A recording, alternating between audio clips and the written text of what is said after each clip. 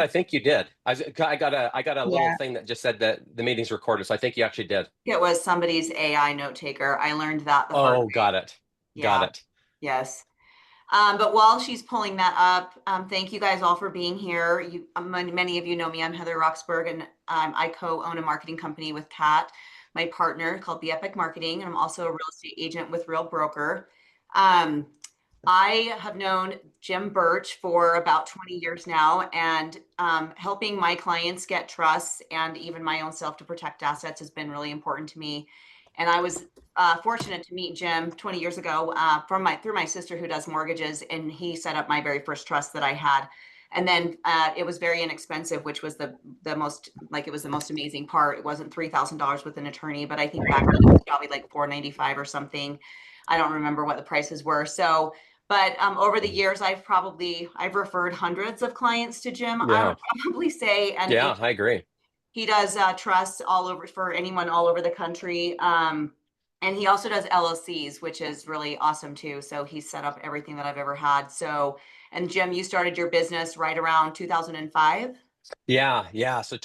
I worked at an estate planning firm starting in 2001 until about 2005. So that was really where I kind of got a lot of hands-on, you know, learning opportunity was working at that law firm, and they just essentially focused on estate planning and business planning. And then we just had an opportunity to take it on a national platform, and so it just kind of took off from there Yeah, and with you've that. you've So grown your business, rebranded, and it's been fun to watch you grow. So, I yeah. wanted, we already have a question in the chat, and I'm sure Jim will address this, but I wanted to bring this to all of you guys because I think it's so important that we chat with our clients at closing about establishing a trust, and it's crazy to me how many people, have multiple houses or even they're like financially well off, they've got kids and they don't have a trust in place, and I think a lot of times it's that expensive price tag. So Jim, I'll let you take it from here and share what you do and how you do it and how you're able to do it without being an actual attorney and all that good stuff. Yeah, perfect. Okay, love it. Thank you. Well, let's start off right kind of there. That'll probably be a good introduction. So like I was mentioning, I worked at an estate planning law firm, again, locally here in Utah, and was kind of the right-hand man, learned all sorts of, things of how the ins and outs of how estate planning works and and trust, wills, powers of attorney. Oh, thank you, Brooke, with doing that. And then there, and Heather, you kind of hit on something that we kept hearing over and over. We had a lot of people that would come into the firm and they wanted to get their planning done and they needed to get their planning done, but when they got quoted that high price tag, a lot of them ended up walking out the door. And I kept saying, to some of the attorneys, I was like, this is a pricing thing. Like if you gave them a discount, they would totally do this. And they said, well, the problem is if we give them a discount, they're going to tell their friends and family, and then we're going to have to give them a discount, and then we're essentially going to shoot ourselves in the foot and devalue the product, and we're not going to do that. And I said, okay, I get it. So anyhow, I got thinking to myself, going, well, there's got to be a more cost-effective way to do this. And so now, again, keep in mind, this was the early 2000s. The internet was not what the internet is today. And so I said, well, what if we had more of an online approach and an educational approach, and we could educate clients on how trusts and wills and powers of attorney work, and then they could fill out a questionnaire, and then you guys just have to like draft the documents. So that way, the client's still getting the same end product, but you're not having to sit down and meet with them. We're not, not taking your time. And they were like, well, yeah, we can totally do that, but nobody's going to do it that way. And again, remember, this is the early 2000s where, everyone was very used to meeting, face to face with, with everybody getting this done. So anyhow, I said, well, do you mind if I give it a shot? And they were like, yeah, we'll totally draft the document. So anyhow, we kind of started in Utah.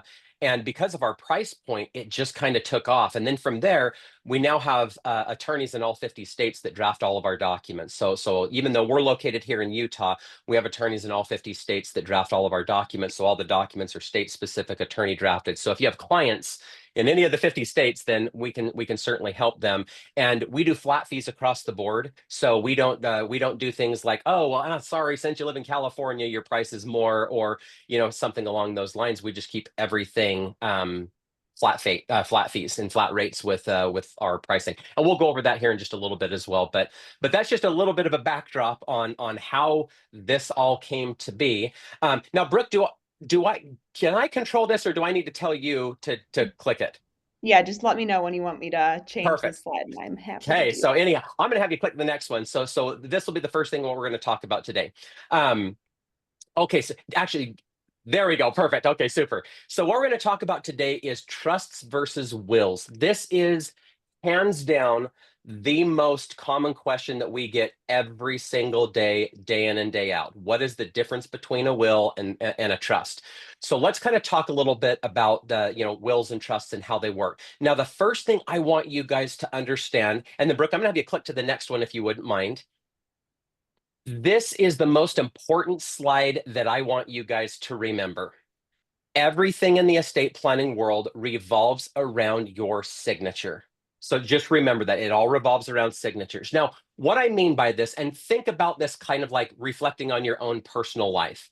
While you are alive, you can do whatever you want with any of your property and assets because you can sign on the dotted line. So whether you want to buy a house, sell a house, refinance, deposit money, withdraw money, invest your money, you can do whatever you want because you can sign on the dotted line. Does that make sense to everybody? Hopefully I'm getting nods of like, yes, it all revolves around signatures. Now think of it like this.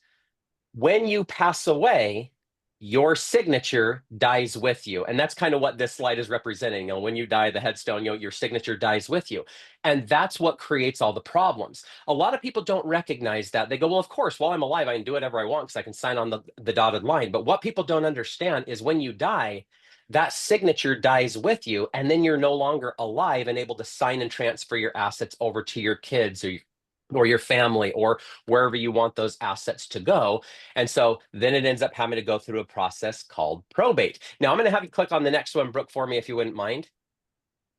Perfect. So we're going to talk a little bit about probate in just a second. But before we do that, I want to talk to you a little bit about wills because people ask and they go, well, when is a will appropriate or applicable, or what are you doing when you're setting up a will? And really and truly, when you set up a will, you're doing three things. You're basically saying, if I die, or if you're married, if we die, who's going to be in control of the money? Those are called your executors. You can see right there in number one. Number two, you're naming your beneficiaries, or in other words, where you want the money to go when you die. And then number three, and this is only applicable if you have minor children that are under the age of 18, but the third part of a will is you're appointing guardians for minor children. So basically, when you set up a will, you're saying, okay, if I die or if my spouse and I die, we're appointing who controls the money, where the money's going to go, and who gets custody of any minor children. And then people ask and they go, perfect, that's exactly what we're wanting to do. Let's set up a will. Well, there's one big thing that a lot of people don't really recognize about wills is wills are documents that take effect when you die. And most people go, well, no kidding. That's I know that. I know that a will is a document that takes effect when I die. But where they miss connecting the dots is, remember, when you die, that's when the will takes effect. But here's the problem. You still own your house. You're still on your bank accounts. You're still the owner of your assets. But now that you're I've got dead, an estate planning workshop. oh, sorry. Did somebody have a question on that, or did they just unmute? I muted. Oh, sorry. Okay, perfect with that. So anyhow, so just remember when a will takes effect after death. But remember, once you're dead, you've already lost that signature, but you're still listed as the owner of all of your assets. So if you're still on the deed to your home and you die, well, you're not alive to sign the deed of the house over to the person that you've named as the executor of the will. So it still has to go to court and it still has to go through a process called probate. Now, Brooke, I'm going to have you click to the next screen right here, and let's talk just a little teeny bit about probate.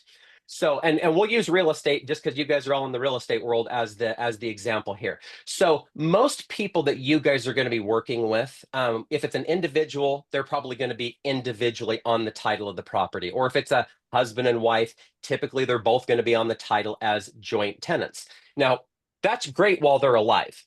So like, let's say that we have an individual and they're alive and they say, I want to sell my house. Again, no problem at all. They're alive. They can sign on the dotted line. They're going to be able to sell that property. Now, let's say that we have a husband and wife and they're both on the title as joint tenants. And let's just say one of the spouses passes away.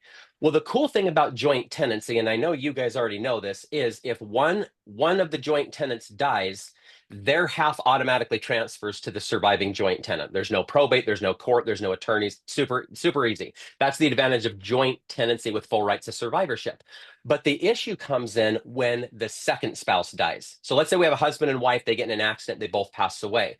Well, now in this example, I mean, this illustration here, let's say that the kids step in and they go, okay, mom and dad have died. We need to sell the house. And even if mom and dad have a will, so let's say mom and dad have Okay. this beautifully written will that says You we running? want our we want our two kids to be the executors. Our two kids are the beneficiaries. They can sell the house, divide the money. So let's say they have this beautifully written will that outlines all of those rules.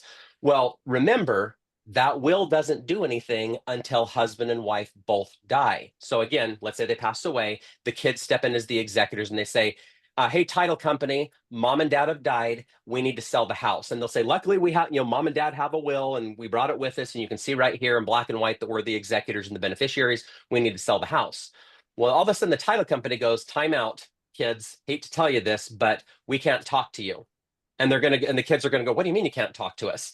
I just told you my mom and dad died. They have a will. We are right here in front of you as the executors of the will.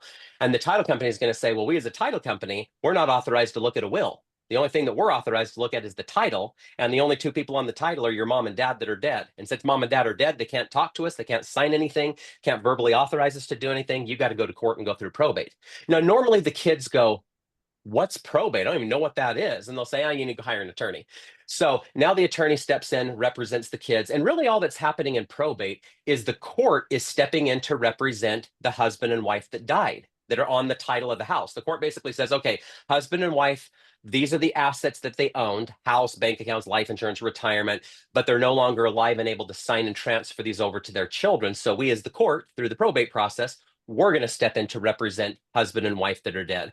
And it just takes time and money. It's not that, probate's not the end of the world. It certainly isn't, but it does take time and money and effort. And it's just not very much fun because typically the kids go into this with a will in hand thinking they're set and they're going to be able to avoid probate and everything's going to be just hunky dory. But when the rubber hits the road, they're not able to do anything. And you just have to remember that sequence.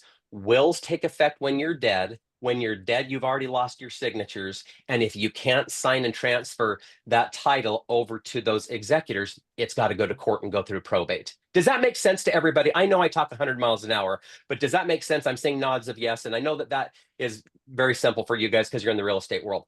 Okay, so then people ask and they go, well, how do we avoid this? I always thought that that's what a will did, is if I outlined my wishes and got the will signed and notarized while I was alive, it was going to avoid probate when I die. But then people go, but I now recognize that the will takes effect after death. And once we're dead, we've lost our signatures. And so we can no longer sign the deed of the house over to the kids. And they go, okay, I get it. And then they go, but how do we avoid that? And then Brooke, I'm gonna have you click to the next slide here. And we're going to talk about trusts. The way that we can avoid the probate is by setting up a revocable living trust. Now, a lot of people ask and they go, what is a trust and how does it work and how does it avoid probate? Like, what would we be doing if we set up a trust? And the answer surprises people because, believe it or not, when you set up a trust, structurally, it's very similar to a will. Like you can see number one, number two, number three, it's almost identical to when you're setting up a will. But instead of them being called executors, in a trust, they're called successor trustees. But you're essentially just saying, hey, if we die, this is who's going to be in control of the money. Those are the successor trustees. You're naming your beneficiaries and when, where, and how you want the money getting to your beneficiaries. And then you're appointing guardians for minor children. So when you set up a trust, it feels almost identical to setting up a will. And then people go, well, what's the difference then? It sounds like the trust and the will are identical. What's the difference? Well, the difference is this. As soon as a trust gets signed in front of a notary, the trust becomes a living entity. That's why they're called living trusts. It's a living entity. And most people go, well, what does that mean? Like, what is a living entity? What's that going to do for me? Well, it does two things. Number one, living entities can own property and assets. So when you set up a trust, not only are you appointing who controls the money and where you want the money to go and who gets custody of kids, but that trust can actually own property and assets, just like a human can. So because the trust is a living entity, it can own property and assets. So the whole idea of a trust is while you're alive, or while your clients are alive, or whomever, you're using that signature to create this trust that outlines and maps out your wishes of how you want things to go when you die. But while you're alive, we're going to use that signature to transfer, real estate and bank accounts and life insurance or retirement. We're gonna use those signatures and transfer those assets into the trust, because remember, the trust is a living entity and it can own property and assets. Now, here's the second key part of a living entity that's really, really important to understand. The second key part is living entities don't die. So even when the time comes that you pass away or you and a spouse pass away, your trust doesn't die because it's a living entity. It continues to live. And if the trust already owns your house, we don't need to probate the house. It's already in the trust. You already transferred it there while you were alive. Same thing with bank accounts and life insurance or retirement. There's no need to probate those assets because all those assets already got transferred into the trust ahead of time. So that's how the trust can avoid probate is, remember, it's a living entity. So it can own property and assets. So while you're alive, you use your signature to move your assets into it. And then the second thing is it doesn't die. So even when you die, trust remains as a living entity and it already owns all of your assets. So now there's nothing to probate. And so the people that you've named to carry out your wishes can step right in, and now they have to follow your guidelines and your rules with doing that into exactness with that. But that's how we're able to avoid that probate, is by setting up a trust, mapping out your wishes, and then using your signatures to move and transfer assets into the trust.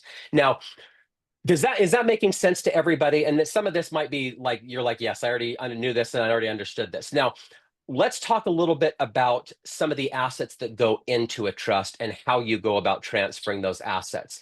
And the first and biggest asset that I want to talk to you guys about is real estate. Now, Brooke, I'm gonna have you click to the next slide just to kind of reiterate some of this. So one of the easiest ways that I like to explain to people is I always tell people, think of the trust as like a big empty safe, and you have the key or the combination to that safe. So while you're alive, you can do whatever, you may maintain full control of this safe. You can change it, you can add things to it. And then Brooke, I'm gonna have you click the next slide too. Perfect. So while you're alive, kind of like what we talked about, you have the key to that safe. And then while you're alive, you're going to use your signature to get your assets into that safe. So your house and bank accounts, life insurance, retirement. We're going to talk about how you do that right now. Now, one of the biggest ones is house, like real estate. Because a lot of people ask and they go, well, how do you transfer a house or real estate into a trust? And I know you guys already know this, but that's done by recording a deed at the county recorder's office where the property is located. Now, a big question that we get that you guys may not know is people ask and they go, okay, let's say I live in Utah and I own a property in Arizona. It's my second home. We live there half of the year. We live in Utah half of the year. Do I need to set up two trusts, one in Utah and one in Arizona? And the answer is no. If you have one trust or one Utah trust, that trust can own property in any of the 50 states. So you don't need to have multiple trusts. That's a big misconception because a lot of people think, hey, if I've got properties in other states, then I need to set up a trust. Now, for LLCs, that's a different story. So if somebody was like, hey, I've got rental or investment properties in various states, in that situation, we would set up an LLC in the state where the property is located. But the trust that is established in the state of your residence, like where you live and where you pay your taxes and essentially where you're going to pass away. Is where you do that. But by recording a deed at the county recorder's office is how we transfer the title of the property over into the trust. Heather, did you have a question? Did you raise your hand? No. Okay, There are sorry. two questions though. Do you want to answer them real quick? Yes, let's go. Yeah, let's go over the questions right now. And sorry, I can't see the questions. So you tell me when there's questions and You're we'll totally go through fine. them. Randy asked, what is the max age for minor children, 18 or 21? 18 for most states with doing that. Yeah, so anyhow, when somebody turns 18, then they become an adult and then they can receive an inheritance. Also, a lot of people don't know that if you're under the age of 18 and you're named as a beneficiary, whether it's a will or a trust, you can't receive that money outright. Somebody has to manage that for you. Now, that's another really great, huge advantage of a trust is because if you only have a will, like let's say my wife and I only had a will and we died, we do have two minor children. And so let's say that my wife and I die and my kids turn 18, they get that money lump sum. And I remember when I was 18, if my parents had died and I got a big lump sum of money, I can tell you the car I would have bought, that would not have been a very wise or a smart move on my part. So, one cool thing about a trust is you as parents or your clients as parents, they get to indicate when, where, and how that money gets distributed. So, like for example, in my own trust, my wife and I, when we were talking about this, we said, you know what? When were some ages that would have been a good time to get some money if our parents had passed away? And so I kind of reflected and I said, I was 25 when we got married, and I was like, that would have been a good time to get a little bit of money because you're dead broke coming out of college. And I was like, that would have been nice to have a little money to put on a down payment on a home or whatever. So we decided in our trust that when our kids turn 25, they get a little bit of money. And then I was 30 when we had our first child, and I was like, that would have been another good time to get some money because kids are expensive, as we all know. And so in our trust, we have a stipulation that our kids get a little bit more money at age 30. And then by the time I was 35, I felt like I had a pretty good idea of how the financial world turns. So those are the ages that, and really kind of the way that we went around that thought process of 25, 30, and 35. Now that might look very different for you guys or for your clients, but that's one of the advantages of a trust is you guys are in the driver's seat. So you guys get to decide when, where, and how that money gets to your kids or your beneficiaries. And it doesn't have to be just age 18. But just remember, 18 is the youngest age that somebody can actually become a beneficiary. What was the next question? I hope that answered, Randy, that question. Randy has the next question, and I have to comment on that as well, because how many times have we changed my trust because my kids are now 30 and I'm like, no, no, no, I don't think I want you to get all the money yet. It's so So true. we've modified my trust and made the ages later on because you don't know how mature your kids are going to be until they get there, right? So Yep. Jim's done a lot of modifications for me. Second And question. perfect. Heather, just to your point before we go on to the next question, that's another great thing about a revocable trust. It's revocable. We can change it. We can update it because we don't have a crystal ball that lets us know how our kids are going to turn out and how our family is going to be and so on and so forth. And so by having a revocable trust, it allows us to make those adjustments and make changes when we need to. So thank you, Heather, for bringing that up because you're really spot on. Yeah. Question, is it normal to maintain the house in the parent's name and create a revocable living trust? And after the parents, let's see, after the parents die, then it automatically changed is Randy, unmute and ask this question. I don't get it. I know it's a little bit complicated. So the question um, is it normal to maintain on the tax deed? It's in the parent's name, but the parents has created a revocable living trust. So they do have a trust, but when I look on the tax roll, it still has the parent's name on there.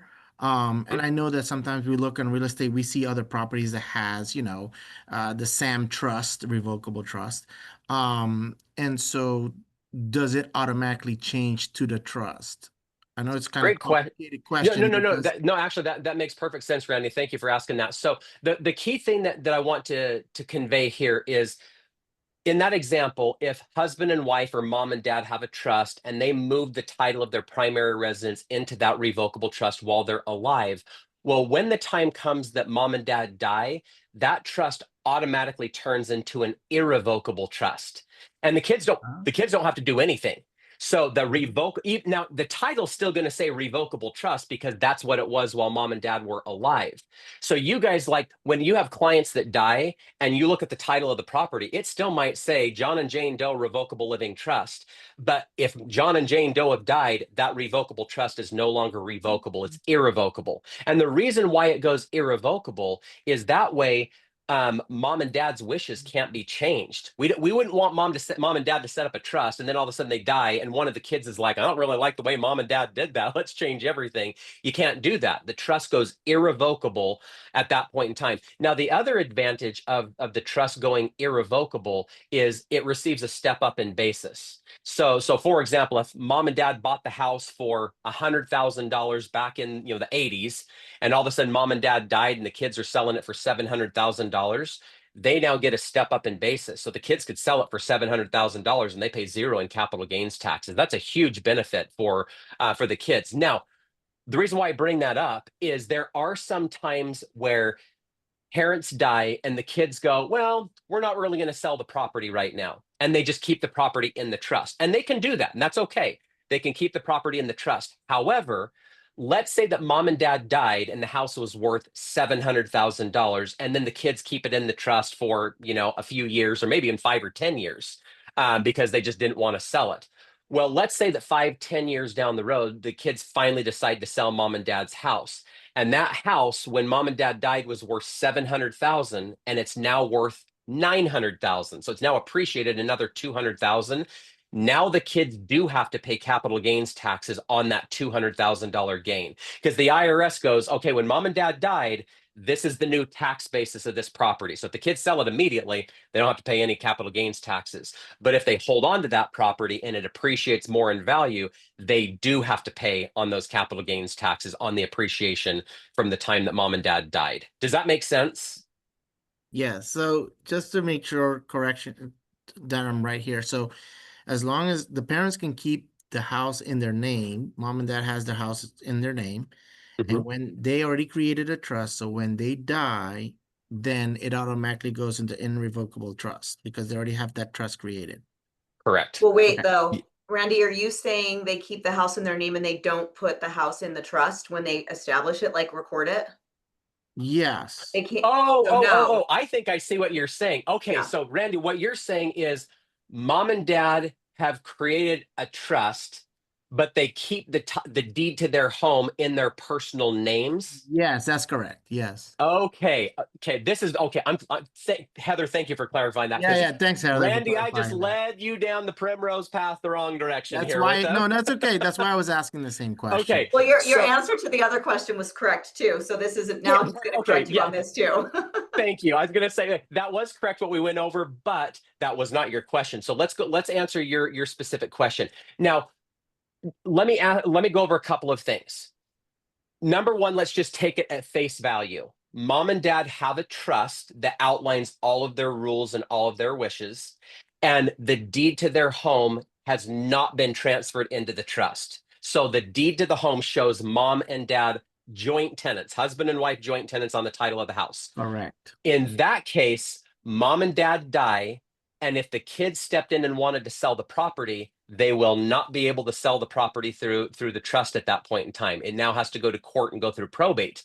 Because remember, the title of the property dictates everything. So if all of a sudden mom and dad die, they lose their signature, and the kids step in as the successor trustees or executors of the trust, and they say, hey, title company, mom and dad have died, luckily they have the trust, and we need to sell the property. Well, when the title company pulls the title, they're going to say to the kids, they're going to say, I hate to tell you this, but mom and dad never transferred the title of the house into the trust. The title is still in mom and dad's names.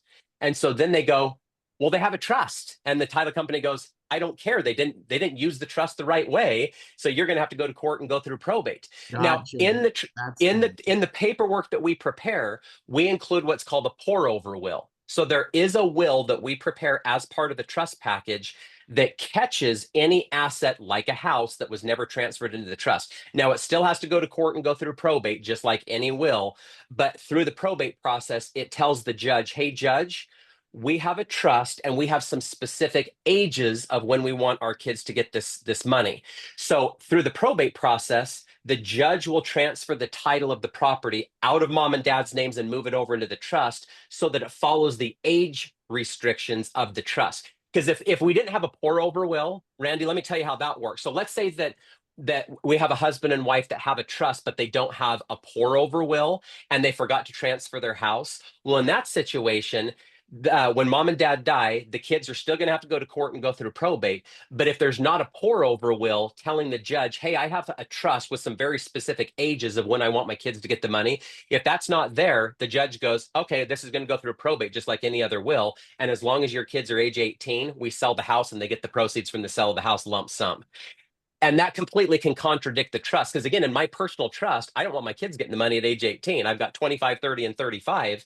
And that's why we do that pour over will. So that way, if there is an asset that is accidentally left out of the trust, the will catches it, it goes through probate, but at least it gets transferred into the trust so that it follows the guidelines, the age restrictions that we have implemented in the trust. Does that make sense? Did that answer your question, I hope? actually it did. That's what that second question was actually what I was looking for. Thanks, Now, Heather. because we're talking about this, you guys, and you guys are in the real estate world, we see this all the time. I shouldn't say all the time because we try to educate our clients a little bit better on. We send out yearly things that are like, okay, don't forget to do this. But we do see this from time to time. Husband and wife will create a trust. They'll transfer their home, their primary residence, into the trust. So everything's done perfectly. But then the husband and wife decide that they want to move, which is no problem. That's okay. So they sell their house. Now, when they sell their home, it automatically comes out of the trust. They don't have to do anything differently. I sometimes get calls from clients that are like, hey, our property's in our trust and we're going to be selling it. Do we need to transfer it out of the trust and back into our names as joint tenants before we can sell the property? And the answer is no. I said, just sell the property out of the trust, business as usual. So let's say we have a husband and wife. The property's in the trust, they sell the property. So when they sell the property out of the trust, it automatically just comes out of the trust. They don't need to call us back. We don't have to update anything. We don't have to do anything. Literally, they just sell the property. But here's where people go sideways. They take the proceeds from the sale of the house and they buy a different house. But when they buy that different house, they forget to tell the title company that they have a trust. So by default, the title company goes, oh, we're just going to put them on husband and wife on the title as joint tenants. And so it's never attached or part of the trust. And then all of a sudden, husband and wife die. The kids are all, the kids are like, okay, hey, thankfully mom and dad have a trust. And they go to try to sell the house. And then the title company goes, sorry, kids, we can't talk to you. This property is not in the trust. It's in mom and dad's names. And since mom and dad are dead, they can't sign on anything. You got to go to court and go through probate. And then it goes through that process that we just discussed. So my point is when you are working with real estate or with clients that you're selling a property for them and it's in a trust, and then they sell that property and then you're gonna help them buy another property. Make sure you help them and identify with the title company and tell the title company, say, hey, these guys just sold their home. It was in a trust. They have a trust. This new home that they're buying right now, let's get it into the trust. And then the title company will say, oh, great, bring a copy of your trust at closing. They have all the information that they need, and it goes right into the trust right from the get-go. Does that make sense, everybody? Jim, can I ask another question? Yes, So please. this is applicable for like bank accounts. Also, like if you have an Amex savings account, or obviously you've got 401ks and IRAs and things Right. like that. But I think like I'm now questioning, did I ever put my bank accounts into my trust? I don't know. I'm gonna have to call the bank, but it's Right. And for all things, right? let's talk about that. So let's talk about, so whenever we talk about funding a trust, funding is just a fancy way of saying transferring assets. And this picture that we're looking at kind of depicts like funding a trust. We're transferring assets into the safe, if you will, on doing that. Now I know it's only showing 4 here. There are technically 7 categories of assets that go into the trust. Real estate is number 1, bank accounts number 2, brokerage accounts number 3, life insurance number 4, retirement accounts number 5, personal property number 6, number 7 is business accounts. Now I'm going to go over those slowly here, so you don't have to like write like I know your pencils or pens were on fire right there because I've gone over those so quickly. But so we've already talked about real estate. Real estate's transferred into the trust by recording a deed at the county where the property is located. Now, bank accounts. Now, the type of bank accounts that we're talking about right now are personal bank accounts, not business accounts. So if you have an LLC or a corporation, this is not applicable, what I'm about to tell you. This is for personal checking and savings accounts. So if you have a personal checking and savings account with the bank or credit union, you have 2 options. Option number 1, which is the easiest thing to do, is you leave the checking and savings account in your personal name, and all you do is update the beneficiary designation to name your trust. So that way the bank goes, oh, okay, so while you're alive, business as usual, the way you deposit money, withdraw money, write checks, pay credit cards, that all stays the same. You're just simply saying, hey, bank, if I die or my spouse and I die, pay the money out to our trust. So literally you're just calling your bank and you're naming your bank you're naming the beneficiary designation at your bank as your trust with doing that. So that's option number 1. That's probably the easiest thing to do. Option number 2 is you can change the ownership of a checking and savings account to name the trust as the owner. So like Heather, you could, if you wanted to, you could reach out to your bank and say, hey, I want my trust to be the owner of my checking and savings account. Now, the only downside of that is it takes a little bit more effort, especially if you already have like auto pay set up on your accounts. Because like I think about myself and I have everything paid like auto. Like I don't want to have to go through and write a check to pay a bill every month. Everything's set up on auto pay and we pay everything is just done that way. Now, if I switch the ownership of that account over to my trust, I'm then going to have to go redo all of that because the ownership of that will change. And then a lot of times they'll give me a new account number. And then I have to reach back out to every single financial institution and then give them that a new account number so that they're auto drafting from the right account. Does that make sense? So it just takes a little bit more time and effort to do that. So that's why people go, let's just leave the account in my name, leave my auto pay alone, name the trust as the beneficiary. So Does that make sense to everybody? Yeah, so when we do have clients with a trust and they have proceeds that are going to get wired to their bank account, as long as, so it doesn't have to be an account in the name of the trust, it just has to have a beneficiary or because Great question. Okay. I'm so glad you just sorry, said I'm that. throwing all these questions at you, but No. This is a really good question, and this is one of those situations where they would need to set up a separate trust bank account. So if Okay. all of a sudden husband and wife have a home and it's in a trust and they sell that home, the title company has to cut the check to the owner, which is the trust. So let's say it was called the Burch Family Trust.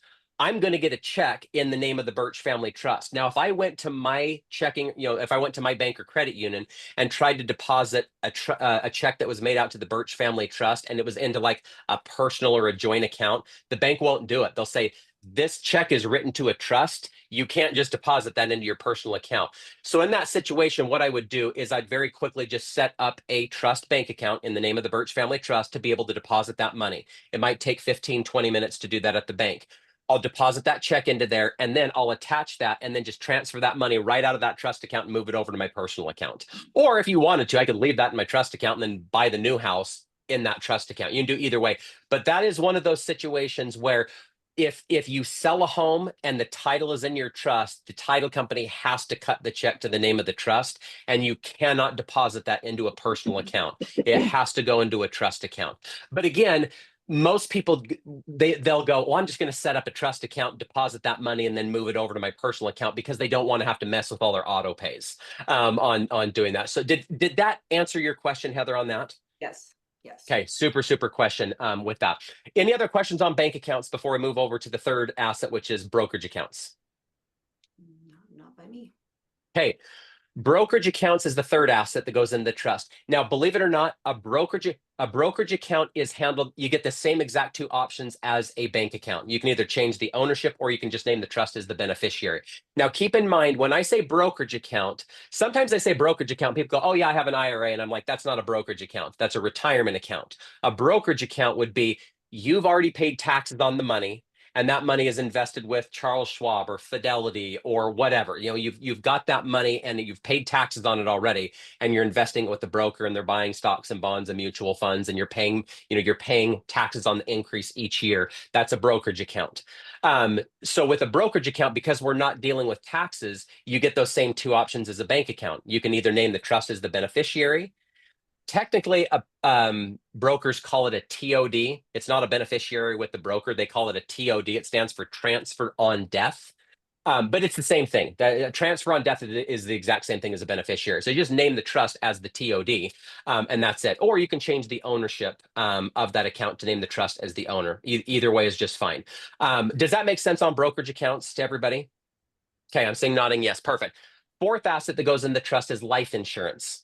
Whether that's term insurance, whole life insurance. Again, if you have any type of life insurance that's going to pay a death benefit when you die, the way that we transfer those types of assets into the trust is by beneficiary designation. So, for example, if you're single, all you're going to do is you're going to keep that account in your personal individual name, and then you're going to name your trust as the 100% primary beneficiary. So that way, if you pass away, the life insurance pays out to the trust, and now the trust sets forth all of your rules and when, where, and how that money is going to get distributed to your family and kids or whatever. But we want that trust to be the 100% primary. Now, if it is a married couple, and it is typically a first marriage, children together. The reason why I have to clarify that is sometimes people have second or subsequent marriages and they've got children from previous marriages, and they don't necessarily want to leave their spouse as the 100% beneficiary of their life insurance. So in those situations, so if we've got clients that have like either a second or subsequent marriage and they've got children from previous marriages, then sometimes parents will say, well, if I pass away, I don't want 100% going to my spouse. I want some of it going to my spouse and then the other portion going to my kids from my other marriage or whatever. So in that scenario, we would still name the trust as the primary beneficiary, and the trust will set forth the rules on how it divides between spouse and kids. But if it is a spouses, they commingle all their assets.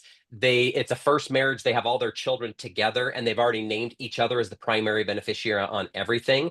Then on the life insurance, we would just say leave each other as the 100% primary beneficiary, and then name the trust as the 100% contingent beneficiary. So that way, if husband dies, money pays out to wife. If wife dies, money pays out to husband. If they both die, pays out to the trust. And then the trust sets forth all the rules and the guidelines. Does that make sense to everybody, how that works with life insurance on primary and secondary beneficiaries? If you have your bank accounts have beneficiaries, why does it have to go into a trust name? Super question, Lisa. Now, the technical answer is it doesn't, but let me talk through some of the pros and cons of doing it that way. So let's just say, I'm going to put this into a first person example here. So let's say that I have two children, which I do, but let's just say my children are both adults. So I've got a 25-year-old and a 22-year-old. And I've named my wife as the primary beneficiary, and I've named my two children as the secondary beneficiaries. Well, if my wife and I got in an accident and we died, and my two children are still alive, there's no issues because they're both alive. The life insurance would just pay out to them 50-50. No issues, no probate, no court, no problems. However, let's say that one of my kids passed away and my wife and I forgot to update the beneficiary designation to reflect the death of that child. So all of a sudden, my wife and I get in an accident and we only have one surviving child, but we have two children named as beneficiaries. Now we've got a problem, because if my surviving child goes to the life insurance company and says, hey, life insurance company, my mom and dad have died, I need you to release the money to me 100%. The life insurance company is going to go, well, hold the boat here. You're a 50% secondary beneficiary and your sibling is a 50% secondary beneficiary. Where's your sibling? And they're going to go, oh, they passed away before mom and dad. It's just me. And they're going to go, well, I hate to tell you this. Your mom and dad never updated the beneficiary designation to let us know that there was a death. So we can give you your 50% because you're alive and you can sign on the dotted line to receive this 50% of the life insurance. But the other 50% now has to go to court and go through probate and let the judge decide what happens because we don't know what we're supposed to do with it. And so that creates a problem. And so we go, let's not mess with that. Let's just name the trust as the secondary beneficiary. And then in the rules of the trust, we have a plan A, a plan B, and a plan C. So in a trust, the trust would say, well, if my wife and I die, the money goes equally between our two kids. But then the trust says, well, what if plan A doesn't work out perfectly and one of your kids has passed away? Then the trust goes, well, then that half that was supposed to go to my son goes to his kids if he has kids. So that would be a plan B. And now the money's going on to my grandchildren. And then the trust says, well, what if your son died and didn't have any grandkids? Then what happens? Then the trust says plan C is now 100% goes back to my daughter. So we can, that's the reason why we like the trust to be that beneficiary, is we can control plan A, plan B, plan C. Whereas if you have just a beneficiary designation and it doesn't work out perfectly, all of a sudden it creates a probate. Does that make sense, Lisa? Yes, did that help? Yeah, thank you. Let me tell you another issue. Like right now, currently, let's say my wife and I named her as the primary beneficiary on my life insurance, and I named my two children. My two children are minors. Let's say my wife and I had gotten in an accident today, and all of a sudden my two kids were like, okay, mom and dad have died. We're going to call the life insurance company. They called the life insurance, said, hey, life insurance, my mom and dad are dead. We're the beneficiaries. They're going to go, how old are you? And she would be like, well, I'm 17, my brother's 14. And they would be like, well, I hate to tell you this, but because you're minors, we can't release any money to you. So you're going to have to go to court, and the court's going to have to appoint a guardian and a conservator. So a conservator is now going to have to be appointed to manage that money until they turn 18. Guardians will have to be appointed to get custody of my kids. So it makes things messy, and it's expensive by doing that. So by having a trust, it just completely alleviates that. So if you guys ever have clients that have minor children or children with disabilities, And that could be a child that's 30 years old, but has, some type of a disability where they're receiving Social Security disability. We have to set up a trust in those situations because it creates problems if you don't. So hopefully that helps to kind of explain why we like to use the trust as the beneficiary, not humans. Because now you can name spouses, that's fine as a primary, and then just name the trust as the secondary. But the issue with naming people as those secondary beneficiaries is people, because we're human, we can die. And if we die and the beneficiary designation is not reflected the proper way, it creates problems. That help answer that, Lisa? Yes, thank you very much. You're welcome. Okay, fourth asset. So now we've talked about real estate, bank accounts, brokerage accounts, life insurance. The fifth asset is retirement. I said rental. That was funny. Retirement accounts. So a retirement account would be anything that's tax deferred, IRA, 401k, an annuity, anything like that. Now, tax deferred investments are handled very differently than non-tax deferred investments because you've got taxes due. And so a lot of times people ask this question and they go, oh, so if I set up a trust, can I just change the ownership of my IRA or my 401k and I'll just change the ownership to name my trust as the owner? Can I do that? And the answer is no, you absolutely cannot do that. That would trigger a taxable event. If you switched an IRA or a 401k out of your individual name and moved it into a trust, that triggers a taxable event. You would have to pay all the taxes on your IRA right now in that same year. That would be horrible. You'd never want to do that. So ownership stays the same. So if you have an IRA or a 401k, whether it's owned by husband or wife, that ownership stays the same. Now, typically, now the reason why I say typically is it's usually a good idea to leave your spouse as the primary beneficiary of retirement accounts because they get a spousal rollover. So, for example, if I have an IRA or a 401k and I've named my wife as the primary beneficiary and I die, well, now my wife gets a rollover. She can roll my 401k over into her own policy and she gets to defer and allow that money to grow until she's 73. And then at 73, then the IRS says, okay, we're going to force you to start taking the required minimum distributions, and she has to pull the money out whether she wants to or not, because they want their taxes on that. But that's a big benefit for spouses, being able to continue to defer that money and allow that money to continue to grow. So that's why I say for most married couples, if you've got an IRA or a 401k, you're going to leave your spouse as the primary beneficiary, and then the trust becomes the secondary beneficiary.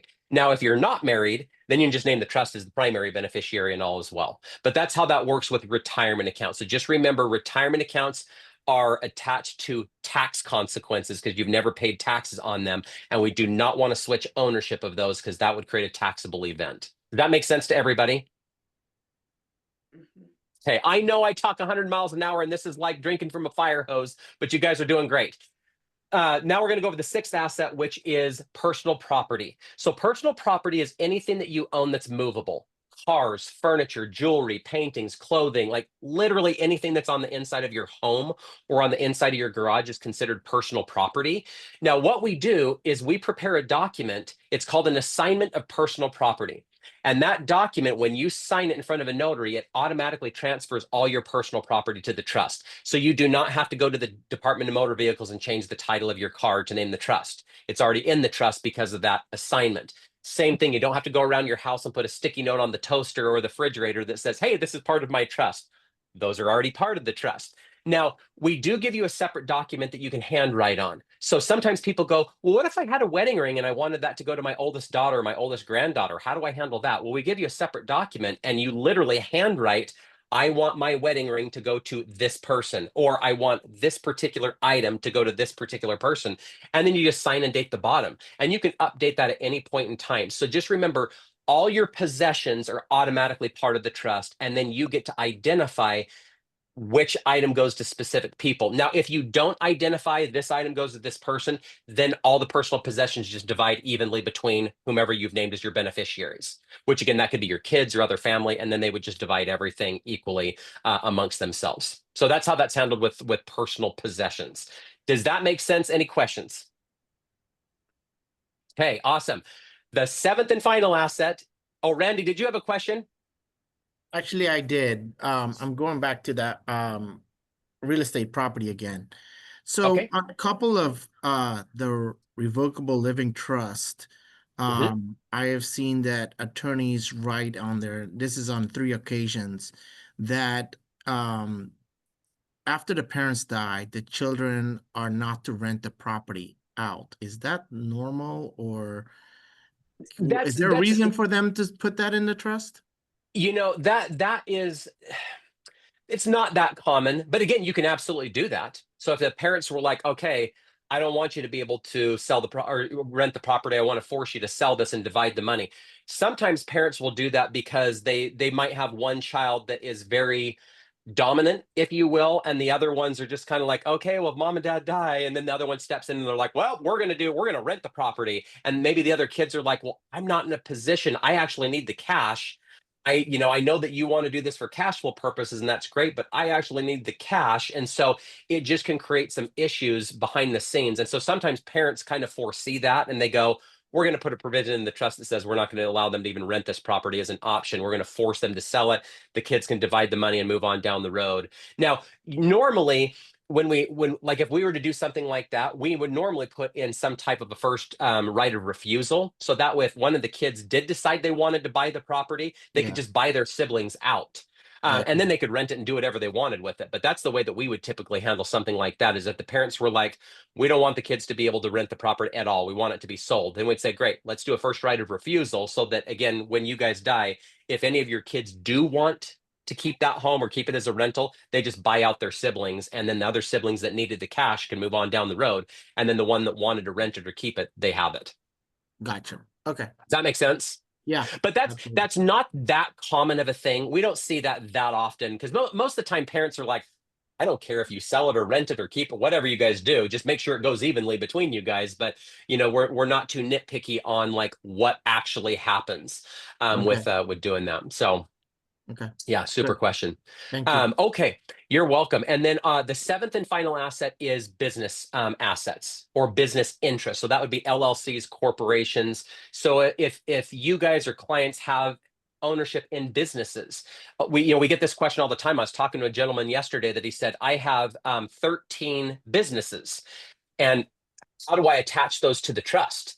Well, much like the personal property assignment that we talked about just a second ago, when you have a business, you can actually do the same thing. We can prepare what's called a business assignment, where we transfer your interest of that LLC or corporation and move it to the trust. So that way, the functionality, the way that you're filed with the Secretary of State, and the way that you have your operating agreement, all those things stay exactly the same. We're just simply saying, okay, if this partner dies, their ownership, of this LLC is automatically part of the trust. And so that way it then falls under the purview of the trust, and then it follows the rules that are set forth in the trust. But that's how we do that. Now, that's for somebody that has LLCs or corporations that are already established and set up, because people don't want to have to go backwards and then redo their LLC or redo their corporation to then incorporate the trust. But we do have clients that'll say, I already have a trust and I'm going to be setting up a new LLC. How do I handle that? Well, in those situations, we can still name the trust, do a business assignment, or when we're setting up the LLC, we can actually name the trust as the member. We can name the trust as the actual member or the owner of the LLC, and then it's already done. Then we don't have to do a business assignment, because the trust is already named as the member of that LLC right from the get-go. So there's certain ways that we can get around those things as well. But just remember, one way or the other, if you have a business or businesses, we do want to attach those to the trust, either by ownership or business assignment. I know we're getting close on time here. Do you guys shut this down at noon? I mean, if people need to bounce, they can, but just keep finishing up. I have a question to that though, Yes. if that's okay. So like okay, for me, you know how many LLCs I have because you've done them all and I have a lot. Now down the road, as I've gotten more LLCs, do I need to be adding these into my trust? Because I'm not sure if I have. Yeah, we actually have, unless they're like, if there's been like a couple in the really, really near future that we haven't, but we have prepared business assignments for each of those. But like I said, one thing you can always do, or we could always do, is when we're setting up that LLC right from the get-go. And I want to say that that's how we've done a lot of your newer ones. We've just named your trust right as the member right from the get-go. So it's already attached to your trust. So we don't have to do those business assignments because your trust is already named as the member of the LLC. Okay, awesome. Yeah, super question. Okay, now just to wrap things up, and then we can go over any additional questions that you guys have. Brooke, sorry that this has been a little while. We've been stagnant on this one. Click to the next box for me. This basically is just indicating that while while you're alive, you own and control the trust and all the assets in the trust. But as soon as you die, really all that's happening is you're giving the key to that safe to somebody else. So click to the next one as well, Brooke, on that one. So this would be kind of like your executor. So you're basically saying, okay, I've now died. This is who I've now appointed as my executor. And then click on the next one for me as well, Brooke. And then the executor now can then follow the rules of the trust and then distribute real estate assets, all of those 7 assets that we talked about. Now they're legally obligated to distribute those assets according to the rules of the trust. And now there's no probate, there's no court, there's no attorneys. So that's the beautiful thing about the trust is just remember, it all revolves around signatures. Really what we're doing with the trust is we're outlining how you want things to go when you die. But while you're alive, we're using your signatures to transfer those 7 assets into the trust. You maintain full control of all those 7 assets while you're alive. But when the time comes that you die, the trust doesn't die. It's that living entity. The key gets passed on to your executor, and now your executor follows your rules and your wishes. Click on to the next one for me, Brooke, if you wouldn't mind. And then this one just is like, ask yourself, do you have a proper estate plan in place? Is it current? If you have a trust, is it properly funded? So, hopefully for those of you that have a trust, this conversation today, you might be going, have I updated my beneficiaries or, is my bank account set up the proper way? So again, hopefully that gives you a little food for thought. The next question or the next slide there, Brooke, is just like what's included in our trust package and cost. So this is what's included. Like I said, we do flat fees across the board. So we charge $6.95 in all 50 states. That includes all of these documents that are included. The only one that's not included is the deed preparation at the bottom. We charge $250 to prepare a deed. So if you have a client that is like, hey, I need your help preparing a deed to get my house moved over into the trust, we charge $250. Now that one is just a flat fee across the board. And I know that there are some states, like for example, in Utah, there's a lot of title companies that would do it cheaper than that. But the company that we use, they just do a flat fee because there's a lot of states that are really, really complex when it comes to setting up a deed, and it takes a ton of time and effort. And so that kind of helps to offset that. So we just do a straight flat fee across the board. But those are all the documents. So you've got your trust, your declaration of trust, your assignment of personal property and business interest, funding documents. So we have instruction letters for, bank accounts, life insurance, retirement, all that. We include the pour over will, medical powers of attorney, financial powers of attorney, living will, burial and final instructions. So that's all included in that package. This is actually on the homepage of our website. So if you went to Easy Legal Planning and scrolled to the bottom of the homepage, all this is in there. And then it has little drop down boxes. You click on the plus arrow or the plus sign, and it drops down and gives you an explanation of each document. And then Brooke, click to the last one, which is just my contact information.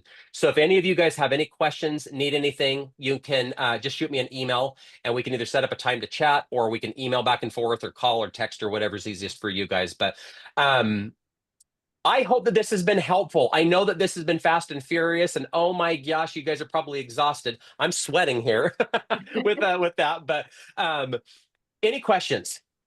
Well, you also do LLCs for people in S corps, correct? Correct. Yep. Okay. What's Correct. the cost of an LLC today, like right now?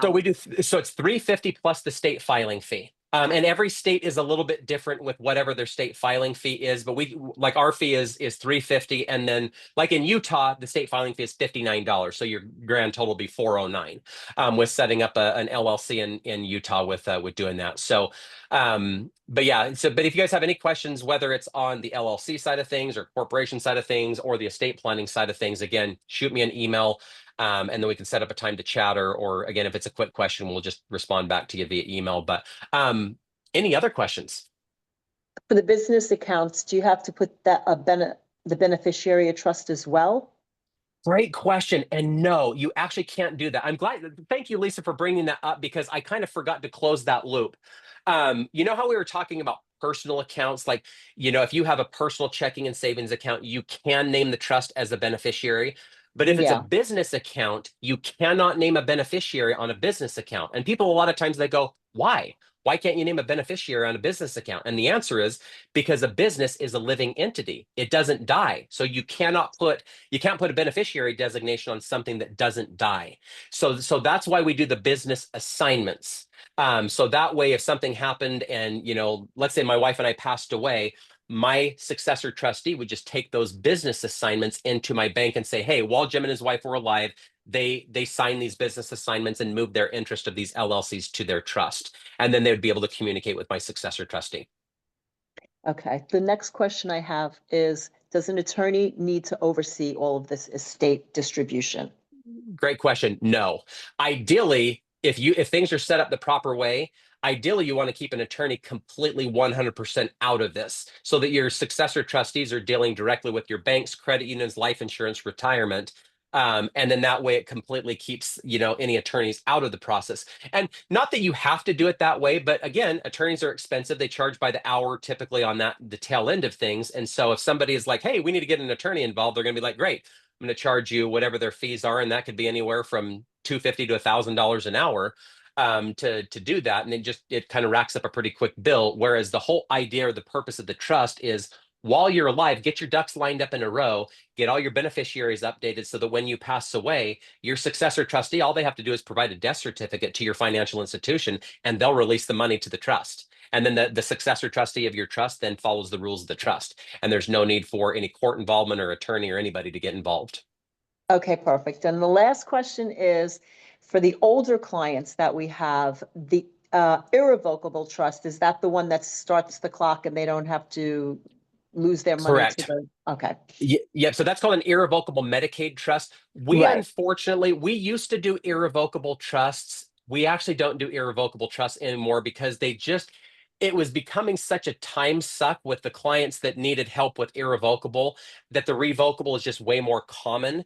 And so if you do have somebody that needed like an irrevocable asset protection trust, let us know, and then we'll just put you in contact with an attorney that does those. Okay, perfect. Thanks so much for all your information today. Oh, you're so welcome. Thank you, guys. Any other questions?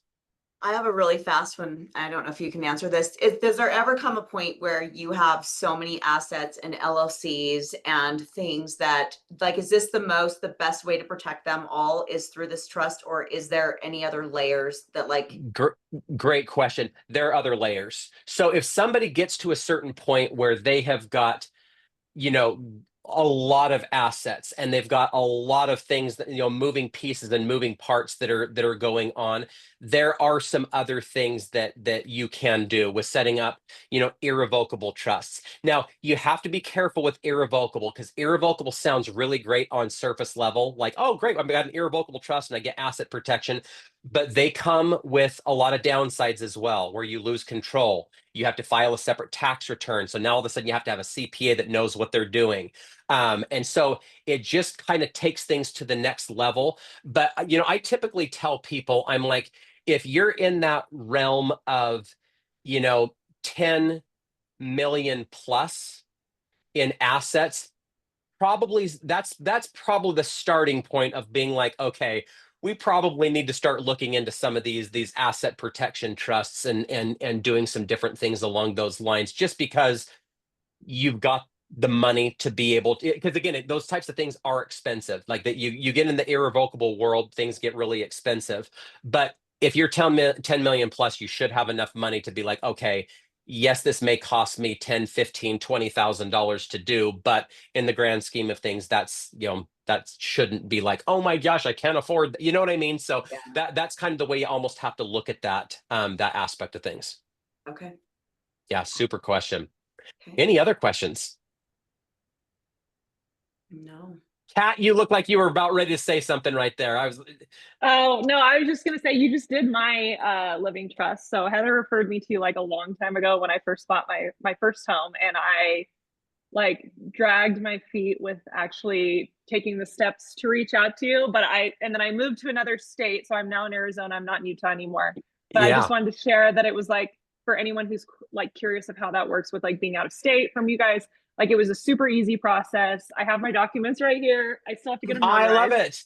Oh, I love Um, it. But I just wanted to show that like everything's so organized. Everything has tabs for you to like where you need to sign, where you need to get it notarized, instructions on how to record your deed in another state. So if you do have clients or you're considering using this service for your clients, I can attest to how easy it was being an out-of-state client and then getting this all done. And I found it was super affordable, and it was a goal that I had for multiple years, and I just kept putting it off, and I finally did it, and I'm so glad I did. So Oh, hey, thank you. I was going to say that was a very glowing review, and I appreciate that. And I'm glad to hear that that was the case with that. And if you have any questions as you're going through the rest of the part, don't hesitate to let us know. But thank you for that glowing review. We really appreciate that. yeah, you answered some of my questions because I wasn't sure about like the business. I still have to fill out some of that stuff and sign it, but yeah, I feel like it was easy to do, a lot more painless than I thought. Oh, good.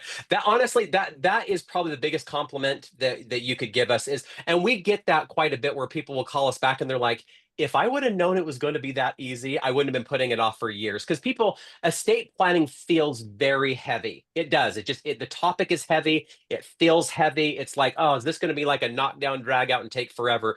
But over the 24 years that we've been doing this, we've really tried to just simplify the process start to finish and make it as just easy as we possibly can. So thank you for your review on that, Kat. I appreciate that. No, you Yeah, are like thanks. phenomenal. You've done, and the nice thing about working with Jim too is like I have he'll establish a personal relationship with you, but I've seriously modified my trust so many times, and Jim will like brainstorm and powwow the different ways to set things up. Like I have a special section in for a daughter of mine and not my other kids that, so it's really nice to be able to have somebody you can call to just be like, what's the best way to do this? You write a lot of these, and so you get probably so many different ideas and ways that you can structure a trust. Right. Which is so great, and that's what's so wonderful about it. So thank you, Jim, for coming on Oh, today and sharing your knowledge. You're awesome. I appreciate you, and I love you so much. So Oh, love you too. Thank you so much, you guys. You guys are the best. And anyhow, thank you. If you guys have any questions, don't hesitate to reach out on that. I was going to say one thing, Heather, that is a little unfair, is as we've known each other for 20 years, I'm sitting there thinking, I'm looking so like you're kind of reversing the age aspect of things, and I'm going way the other way. Like I'm like, Cal, I'm all gray and getting to anyhow that, and I'm like, you're reversing age, and I'm going the wrong direction. So you're gonna have to share some of your secrets on that, because good gravy. So well done on that. sunscreen, wine, and water. That actually okay. Yeah, I am a big believer in sunscreen. I am a big believer in that. But anyhow, thank you guys so much. Have a wonderful rest of your day. Let us know how we can help. And then I know you guys may be staying on. I will sign off on my end. But thank you so much for letting me be a part of your meeting today. Thank you, and thank Thanks, you everyone Jim. for joining. Thank you guys. Okay, bye-bye. Bye. Thank you. Bye, everyone.